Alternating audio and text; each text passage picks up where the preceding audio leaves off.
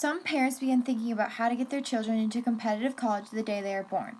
But the college admissions process is a subject of controversy, making the field of education a questionable yet worthwhile investment. Some of the controversy surrounding college enrollment is the belief that race, gender, and income may play a role in the admissions process. In an interview with former head of admissions at University of Minnesota Rochester and North Dakota State College of Science, Karen Riley said, No. Yeah? No. Strictly their academic.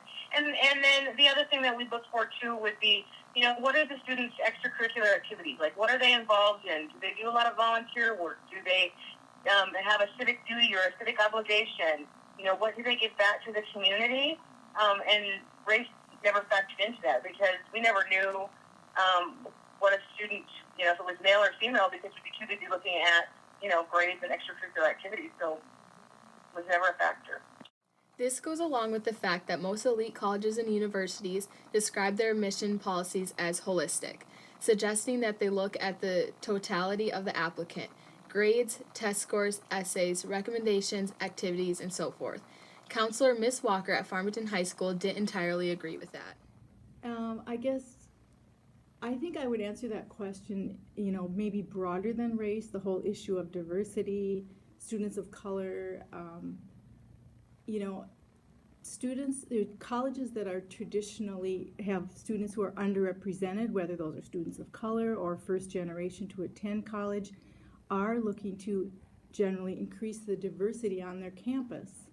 So I know it can be, students can be concerned, like maybe I've had students tell me, okay, well, my GPA is the same as, or is higher than this other student's GPA, and because I'm male and I'm white, I didn't get in, but this student of color was accepted. While most colleges focus entirely on academic qualifications first and then consider other factors, but there are still a minority of institutions that focus first on the issues of fit between the college's needs and an applicant's needs. For those colleges that look at institutional fit first, the two most favorite factors are underrepresented minority status and exceptional talent. This is what Ms. Walker and Ms. Riley had to say about extracurricular activities and exceptional talent. Colleges are more and more interested at looking at students who are, who know how to do other things beyond academics. They're looking for someone who has developed other parts of their personality, other parts of their character, and those are all things that you can learn from those kind of extracurricular activities. So if I had to give it a percentage, I would say that extracurricular activities on an application are about 35 to 40% of a student's application. In the category of exceptional talent, athletes have a unique perspective on the college admissions process because they rallied for both their ability in the classroom and in their sports. Because of this, inferior students are often admitted because of their physical talents. But to recruit minority students, colleges enact a policy called affirmative action, which is defined as a policy favoring those who tend to suffer from discrimination, especially in relation to employment or education. Many opponents believe that diversity in higher education is extremely important, but the affirmative action only serves to amplify racial prejudice. Because there is no correlation between skin color and intelligence, affirmative actions programs are believed to be unnecessary.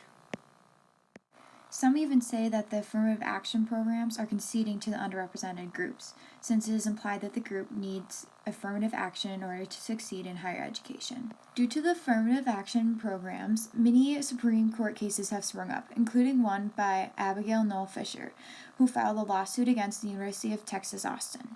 Abigail Fisher, who is she, and what is this case about? Abigail Fisher is a young white woman from Texas. 4 years ago, the University of Texas turned her down, and she sued, saying that her race had been held against her. And that gives rise to a major affirmative action case, questioning whether public colleges and universities can take race into account in fashioning their student bodies. A very similar lawsuit filed half a century before Abigail Noel Fisher was filed by a man, Herman Marine Sweets. The only difference between the two is Fisher is Caucasian and Sweets was African American. Due to these Supreme Court cases, many colleges have begun to focus on policies or programs that encourage equal opportunity, such as setting high expectations for all students and improving their college readiness. This in turn has created a more equal opportunity for all students of any race, color, religion, or gender to get accepted to the college that they want to attend.